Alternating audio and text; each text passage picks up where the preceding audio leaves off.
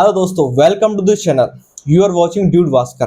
ठीक है, तो गाइस आपको अगर याद हो तो हम दोनों ने मैंने और मोहित जिंदल ने लास्ट वीडियो बनाई थी रीप पे, जो बहुत वायरल हुई थी। काफ़ी लोगों के डाउट्स पे आए थे और हमने जितना हो सके उतना हमने क्लियर किए थे कमेंट सेक्शन में। काफ़ी लोगों के डाउट भी आए थे और काफ़ी लोग खुश भी थे कि उनको ब्रांचेस मिल गई थी। वो पूछ रहे थे कि भैया कट ऑफ वगैरह ऐसी है तो मिलेगी नहीं मिलेगी, तो दैट्स इट। तो अभी लोगों के कुछ डाउट और भी थे कि भैया लीप पे वीडियो बनाओ, कहीं कंटेंट मिल नहीं रहा राजस्थान, तो वी डिसाइडेड कि यार एक कंटेंट होना चाहिए लीप का।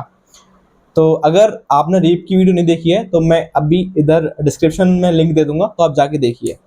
सो आगे वीडियो में बढ़ने से पहले मैं बता देता हूँ कि हम किस किस टॉपिक को कवर करने वाले हैं स्लीप में।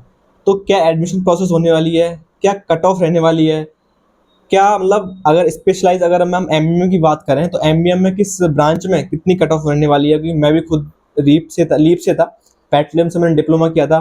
और क्या प्रोसेस रहने वाली है, प्लेसमेंट का भी एक सिनेरियो रहता है कि लीप वालों और रीप वालों के में थोड़ा ऐसा डिफर करता है प्लेसमेंट का, वो चीज़ हम डिस्कस करने वाले हैं। तो और स्टार्ट करते हैं। दूसरा ये भी है कि लीप का ये भी होता है कि कब लीप का फॉर्म भर सकते हैं, एक्सपेक्टेड मंथ कौन से होते हैं या जब लीप के एग्जैक्टली फॉर्म्स भरे जाते हैं, कितनी एग्जैक्टली सीट्स होती हैं एवरेज ऑन कॉलेजेस, तो जिस हिसाब से आपको फुल प्रिपरेशन करनी चाहिए वो सारी चीजें तो हम डिसाइड। जो पहली बार देखा है लीप का, बता देता हूँ कि लेटरल एंट्री इंजीनियरिंग प्रोसेस होता है प्रोग्राम में अपन करते हैं। तो उसमें दो तरीके के जो लोग होते हैं वो एडमिशन ले सकते हैं। एक जिसने डिप्लोमा किया हो, डिप्लोमा इन इंजीनियरिंग एआईसीटी से अप्रूव्ड जो इंस्टीट्यूट होते हैं, वो अगर अप्रूव है, उसमें भी दो होते हैं। एक तो होता है कि डायरेक्ट डिप्लोमा में अपन फर्स्ट ईयर में एडमिशन ले लेते हैं, डायरेक्ट सेकंड ईयर में एडमिशन ले लेते हैं। जो अगर 12th करके आता है डिप्लोमा में, डायरेक्ट सेकंड ईयर में एडमिशन ले लेता है अगर पीसीएम से हो तो वो बंदा ले सकता है। प्लस में जिसने बीएससी कर रखी हो, 10+2 मैथमेटिक्स जिसने बीएससी कर रखी हो वो ले सकता है। तो बेसिकली यही होता है, एडमिशन की बात है। एंड इसमें आप राजस्थान में किसी भी गवर्नमेंट कॉलेज, प्राइवेट कॉलेज में इवन आप एडमिशन ले सकते हो अगर आपने लीव कर रखा हो, और इसमें मिनिमम 45% एग्रीगेट चाहिए होते हैं आपके। तो बेसिकली ये होता है। और अगर अपन की रिजर्व कैटेगरी है तो 40% मार्क्स चाहिए होते हैं जो आपकी डिप्लोमा में जो बनी हुई है सारी एग्रीगेट्स उनको मिला करके। एग्जैक्टली। सो मोहित, कई बच्चों का क्वेश्चन होता है कि मतलब एडमिशन प्रोसेस क्या होती है, किस मंथ में मतलब स्टार्ट होता है, क्या क्या मतलब बेसिकली डॉक्यूमेंट्स होते हैं, क्या फीस रहती है मिनिमम, कैसे भरते हैं, इनिशियल स्टेट क्या होता है लीव बारह में। मतलब कोई बंदा अगर डिप्लोमा करके पास आउट हुआ है और उसको बीटेक करना है किसी गवर्नमेंट कॉलेज से, किसी अच्छे गवर्नमेंट कॉलेज से, लेट्स से कि एमईएम से करना है, तो उसको क्या प्रोसेस एकदम माइंड में रखने पड़ेगा, तो एक ओवरव्यू हो जाए उसके लिए। सबसे पहले तो जो लीप का फॉर्म है, जब अपना रीप का फॉर्म आता है उसके बाद ही तुरंत लीप के फॉर्म आ जाते हैं। उसके लिए अलग से फॉर्म निकलता है जहां आपको फॉर्म फिलिंग होता है। जैसे कि रीप में होता है, आपको फॉर्म फिलिंग करते हैं तो आपकी चॉइसेस देखी जाती है कि आप इस कॉलेज में जो ब्रांचेज है वो चॉइस करते हो। सेम इसी तरीके से लीप में भी आप कॉलेजेस वगैरह भरते हो, स्ट्रीम्स भरते हो। इसके अलावा इसमें 1000 रुपये का कुछ फॉर्म होता है तो उसको फिल कर सकते हो। इसके अलावा अगर करेक्शन की बात करें कि आप पे कुछ त्रुटि हो जाए तो करेक्शन के लिए जयपुर में है अपने पास, तो वहां पे जाके आप करेक्शन करवा सकते हो। या आफ्टर एग्जैक्टली। डेट आपको 3 राउंड होते हैं इसमें रीप में, जिसमें आपको आपकी जो स्ट्रीम से आप देख रहे हो वो मिल जाती है। इसमें रीप की तरह एक अपवर्ड मूवमेंट का नहीं होता है। ऐसा होता है रीप में कि आपको मिली कोई कॉलेज, आपको पसंद नहीं आई तो आप अपवर्ड डालते हो, मिल जाती है। लेकिन लीप में ऐसी प्रोसेस नहीं होती है। लीप में जो आपको मिला वही फाइनल होता है। आफ्टर 3 राउंड्स इसमें एक स्पोर्ट्स राउंड होता है। उसके लिए एक फॉर्म भरना पड़ता है आपको, जो भी शायद 1000 रुपये का होता है। उसमें जो आपको मिली है वो आपकी लॉक होगी। अगर आप नहीं लेते हो तो जो 1000 रुपये वो विड्रॉ नहीं होते हैं। तो बेसिकली थोड़ा सा मोहित के स्टेटमेंट में थोड़ा ऐड ऑन कर देता हूँ कि बेसिकली जो जुलाई का लास्ट मंथ होता है या फिर अगस्त का स्टार्टिंग मंथ होता है, उधर उस टाइम जो है फॉर्म ओपन होते हैं और आपको थोड़ा मॉनिटरिंग करनी पड़ती है। एक वेबसाइट होती है, हर ईयर ओपन होती है। लेट्स से कि अगर आप अपना 2026 में एडमिशन लेने वाले हो तो leap2026.com करके डोमेन होता है, वो रिजर्व होता है, हर ईयर होता है। एंड कुछ टाइम पीरियड के बाद वो डोमेन खत्म हो जाता है। जब तक एडमिशन प्रोसेस चलती है तब तक चलता है, ये खत्म हो जाता है। एंड इसके जो बेयर मिनिमम प्राइस होती है, फर्स्ट टाइम अगर एप्लीकेशन आप सबमिट करोगे ई मित्र पे तो 1100 रुपये समथिंग उसकी प्राइस बढ़ जाती है। उधर जैसे आप रीप में कॉलेज और ब्रांच अपना सिलेक्ट करते हैं, प्रेफरेंस बढ़ते हैं, वैसे ही होता है।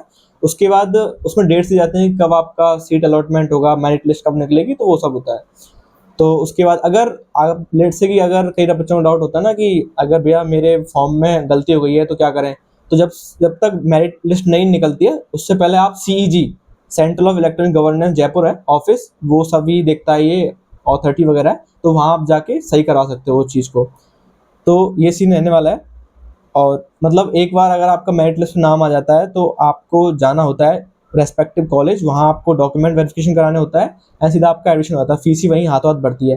एंड डॉक्यूमेंटेशन का ऐसा है कि अगर आपके पास डॉक्यूमेंट है भी नहीं तो आप एप्लीकेशन दे सकते हो, after admission you can submit document. मतलब ऐसा होता है रिपोर्टिंग के बाद जब आपका फर्स्ट डे कॉलेज होता है तब आप जमा करा सकते हो, उसके लिए बस आपको एप्लीकेशन लिखना होता है कि ये डॉक्यूमेंट्स इस वजह से नहीं आया है, तो आप बाद में जमा करा सकते हो। एंड सपोज मानो कि अगर आपने किसी भी कॉलेज में प्रेफरेंस भरी ब्रांच, लेट्स से आपने एमईएम भरी सीएस, तो आपको एमईएम सीएस नहीं मिली, तो क्या होता है कि दूसरी चीज़ होता है स्पॉट राउंड करके एक चीज़ होती है, जिधर क्या होता है कि कुछ सीटें निकलती हैं, एक लिस्ट निकलती है कि इस ब्रांच में इतनी सीट खाली है लीप के लिए। वो सीट वैसी होती हैं कि लेट्स से कोई बच्चा अगर नहीं लेना चाहता, छोड़ गया है उस ब्रांच को या कुछ भी अदर रीजन हो सकते हैं, तो आप वहाँ लिस्ट चेक करके स्पॉट राउंड में आप भर सकते हो। उसकी 1000 रुपये समथिंग फीस होती है, तो वो आपको सीट मिल जाती है। एंड अगर हम कट ऑफ की बात की जाए प्लस अगर लेट्स से कि बीटेक में हमें लीप में एडमिशन लेना है लीप के थ्रू, तो कितनी सीट रिजर्व होती हैं और किस तरह का कैटेगरी एरिया होता है, वो आप थोड़ा बताएंगे बच्चों के लिए। मेनली तो डिपेंड करता है कॉलेज टू कॉलेज, क्योंकि ऐसा होता है कि जितनी भी सीटें होती हैं उसमें से मेनली तो लीप के लिए रिजर्व होती हैं, उसके अलावा कुछ सीटें होती है जो लीप के लिए रखी जाती हैं। जैसे कि फॉर एग्जांपल हमारे कॉलेज में अप्रोक्स 6 to 7 सीट पर स्ट्रीम के लिए रखी जाती है। फिर उसमें भी कैटेगरी वाइज होती है, जैसे कि ईडब्ल्यूएस के लिए 1 सीट, जनरल के लिए 2 सीट, जो भी है, तो ऐसे कैटेगरी वाइज रखी जाती है। उसमें भी प्रेफरेंस दी जाती है आपकी जो ओवरऑल पॉलिटेक्निक लाइक डिप्लोमा में जो आपकी परसेंटेज आई है उस बेसिस पे। अगर आपकी अच्छी आई है तो उनको प्रेफरेंस मिलती है। फॉर एग्जांपल अगर 2 स्टूडेंट्स हैं, उन दोनों को सीएस मिलनी है, लेकिन अपने पास वैकेंसी एक है, तो प्रेफरेंस उसको दी जाएगी जिसकी परसेंटेज ज्यादा है। और जो डायरेक्ट एडमिशन होता है वो भी सेकंड ईयर में होता है अपने, जैसे कि अगर आप सीएस में हो तो डायरेक्ट सीएस में मिलेगा, फर्स्ट ईयर नहीं पढ़नी पड़ती है उनको। तो बेसिकली क्या होता है ना कि जैसे कि IT branches, IT computer science है, उसमें जो ब्रांचेस का क्राइटेरिया होता है वो 6 या 7 सीटें होती हैं लीप के लिए ऑल ओवर राजस्थान एक कॉलेज में। एंड कोर ब्रांचेस रहती है उसमें ज़्यादा सीटें होती हैं। एंड जस्ट लाइक कि अगर सीएस में 7 ब्रांच फिक्स हैं, 7 ब्रांच में भी लेट्स से कि 2 एससी के लिए फिक्स हैं, 2 एसटी के लिए, एक जनरल के लिए, ऐसे ऐसे कुछ क्राइटेरिया होता है। अब क्या होता है ना कि जैसे कि अगर सिविल की बात की है, सिविल में कुछ ज़्यादा होती हैं, 10-15 हो सकती हैं। एंड उसमें भी चीज़ें ऐड ऑन होती हैं कि लेट्स से कि अगर फर्स्ट ईयर में एडमिशन हुए और कॉलेज की एक लिमिट थी कि 60 ही बच्चे लेंगे और 60 बच्चे पूरे नहीं हो पाते हैं, लेट्स से 55 ही हो पाते हैं, तो 5 सीट जो बची हैं वो लीप में ऐड हो जाएंगी, यानी कि 15 सीट तो जो पहले से रिजर्व थी लीप के लिए प्लस 5 और ऐड हो जाएंगी। तो इस तरह का क्राइटेरिया चलता है। एंड अगर कट ऑफ की बात की जाए, मेरे टाइम पे 2022 में जैसे मैंने एडमिशन लिया था, तो मेरी आई थी, मेरे डिप्लोमा में 85% आई थी और मैं ईडब्ल्यूएस लगाया था जनरल कैटेगरी से, तो मेरे हो गया था उस टाइम। तो ऐसे कट ऑफ चलती रहती है इसकी। तो इसमें भी ऐसा देखा जाता होगा कि भाई कितने नंबर ऑफ पार्टिसिपेंट्स है और किसी कितनी ज्यादा है उस बेसिस पे इसमें भी मेरिट रैंक निकलती है, उस मेरिट रैंक के अकॉर्डिंग आपको कॉलेज और ब्रांचेस मिलती है। एग्जैक्टली यही सीन होने वाला है। तो नेक्स्ट एक इंपॉर्टेंट फैक्टर मैं बता देता हूँ आपको, मोहित आपको बताता हूँ, शायद आपको पता नहीं होगा कि मैं खुद लीप से आया हूँ। तो बेसिकली अगर आप एमईएम में एडमिशन लेना चाहते हो, एमई यूनिवर्सिटी में, डिप्लोमा से अगर आ रहे हो आप, तो आपको एक एक्स्ट्रा एग्जाम देना पड़ता है मैथ का। जो रीप वाले बच्चे होते हैं फर्स्ट ईयर में वो ऑलरेडी दे चुके होते हैं। तो एमईएम ने क्या एक क्राइटेरिया फिक्स कर रखा है, अगर आप डिप्लोमा से आ रहे हो तो आपको एक स्पेशल मैथ का एग्जाम होता है वो देना पड़ेगा। अगर वो आपसे क्लियर नहीं होता है विद इन द आपका जो ड्यूरेशन है बीटेक की, तो आपको डिग्री नहीं मिलेगी। तो एक्चुअली वो सिंपल ही मैथ आती है, 12th के लगभग आती है। तो ये स्पेशल मैथ के कितने पेपर होते हैं और कौन से सेम और ईयर में देने होता है? तो बेसिकली स्पेशल मैथ का एक ही एग्जाम होता है, जो आई थिंक मेरे हिसाब से जो हमारे टाइम पे तो 4th सेम में होता था ये। तो उसमें मिनिमम 35 मार्क्स चाहिए होते थे, अगर आपका 35 मार्क्स आते थे तो आप पास हो जाते थे। उसका ऐसे मार्क्स ऐड नहीं होते, जस्ट वो पासिंग के लिए होता है कि आपको डिग्री मिल जाएगी उसकी अगर वो पास है तो ये सीन है। तो मोहित मेरा नेक्स्ट क्वेश्चन है, बच्चों का नेक्स्ट क्वेश्चन होता है, बच्चों को तो क्या होता है, मतलब मैं अपने एक्सपीरियंस के थ्रू बता रहा हूँ कि एक होता है ना कि अगर कोई बच्चा लीव के थ्रू आया है एमबीएम में, तो ऐसा होता है कि कई कंपनियां क्राइटेरिया लगा देती हैं प्लेसमेंट के टाइम कि भाई अगर बच्चे ने लीव कर रखा है, सेकंड ईयर में आया, तो उसको हम सेटिंग नहीं करेंगे, मतलब प्लेसमेंट ड्राइव में नहीं बैठने देंगे। तो वो कितना सही है कितना गलत है? मेनली होता है कि कई सारी कंपनी होती है वो 10+2 मांगती है ज्यादातर, और जो डिप्लोमा करके आए होते हैं उनके पास 12th की डिग्री नहीं होती, वो 10th के बाद डायरेक्ट पॉलिटेक्निक कॉलेज में एडमिशन ले लेते हैं एंड देन वो कॉलेज आते हैं। तो इसलिए कई सारी कंपनियां वो अलाउ नहीं करती है। और मोस्ट इसमें फैक्टर आता है जो हमारी कोर ब्रांचेज होती है। हाँ, कोर exactly. ब्रांचेज में बिल्कुल भी वो नहीं करते हैं। सीएसआईटी में तो फिर भी इनको अलाउ कर देते हैं। मतलब बेसिकली क्या होता है, सीएसआईटी में इनको जो तुमको आता है उनको बस मतलब काम से चाहिए, स्किल्स चाहिए होती है। स्किल्स चाहिए होता है बेसिकली, जितना मेरा एक्सपीरियंस है।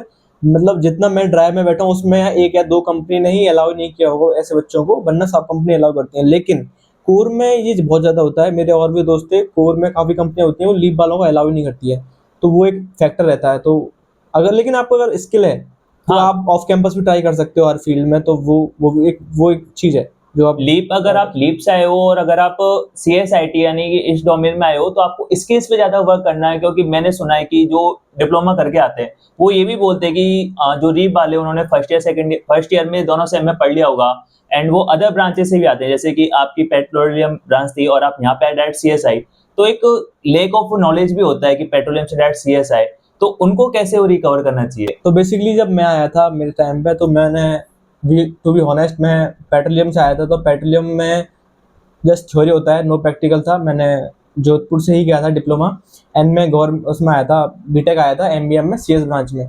तो उस टाइम क्या होता कि मैं थोड़ी बेसिक्स कंप्यूटर पढ़ रखी थी, C लैंग्वेज का मेरे को आइडिया था, लेकिन मेरे को इतना डिफिकल्ट नहीं हुआ चीज़ें कवर अप करने के लिए, क्योंकि उस टाइम तुम लोगों ने भी मतलब ज़्यादा कुछ किया नहीं था फर्स्ट ईयर में, बस बेसिक नॉलेज थे कि हाँ कंप्यूटर क्या होता है, कैसे कैसे काम करता है, क्या लैंग्वेज होती है, तो इतना डिफिकल्ट नहीं होता। लेकिन आप अगर आप में स्प्रेड करने की तो आप हो जाएगा, मतलब बस ये normal सेल्फ है। डाउट नहीं आना चाहिए कि कोई बंदा अगर रीप से है और आपको ऐसा लगता है कि यार रीप से फर्स्ट ईयर में इसने तो बहुत कुछ पढ़ लिया होगा, मैं सेकंड ईयर में आऊंगा कि मैं कैसे कवर अप करना हो, तो वो नहीं करना होता है, क्योंकि सेम लेवल पे होते हैं, थोड़ा सा एक्स्ट्रा नॉलेज होती है वो आप बाय टाइम कवर कर लेते हो। और अगर आपको सेकंड ईयर में मोहित जैसे बंदे मिल जाते हैं तो बहुत अच्छा बात है, ऐसे दोस्त मिल जाते हैं तो आपकी जर्नी को बहुत आसान कर देते हैं, पढ़ाई में लिखाई में सब कौन रहता है। एक चीज़ और मैं क्लियर कर देना हूँ इधर इस डाउट, कि कई बच्चों का ऐसा होता है कि भैया लीव से एडमिशन हो गया है, अब हॉस्टल वगैरह में मतलब मिलता हाँ। है नहीं मिलता रूम, तो उसका सीन ऐसा होता है कि जब तक तुम एडमिशन लेते हो ना, तब तक जो फर्स्ट ईयर वाला होता है प्रोसेस होता है रीप का, वो कंप्लीट हो रखा होता है। एंड उस टाइम क्या होता है कि हॉस्टल में अलॉटमेंट हो जाता है ऑलरेडी बच्चों का, तो बहुत कम चांसेस है कि आपको सेकंड ईयर में हॉस्टल मिले। ठीक है, थर्ड ईयर में आपको बहुत चांसेस होते हैं, क्योंकि थर्ड ईयर में तो वो अगेन वही प्रोसीजर फॉलो होता है, मेरिट लिस्ट निकलती है, जिसका परसेंटेज हाई है उस हिसाब से मिलता है।